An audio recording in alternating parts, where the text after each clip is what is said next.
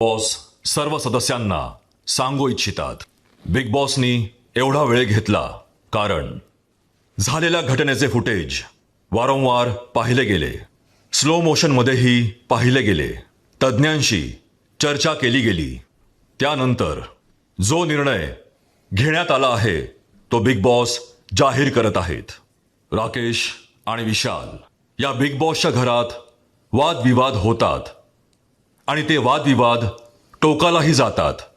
परंतु वादविवादात आक्रमक होणं, एकमेकांच्या अंगावर धावून जाणं आणि धक्काबुक्की करणं या कृत्याचा बिग बॉस तीव्र शब्दात निषेध करत आहेत. कारण बिग बॉस मराठी या शोच्या प्रतिष्ठेला धक्का पोहोचेल असे हे कृत्य आहे. वारंवार फुटेजची पडताळणी केल्यानंतर बिग बॉसच्या असे निदर्शनास आले आहे की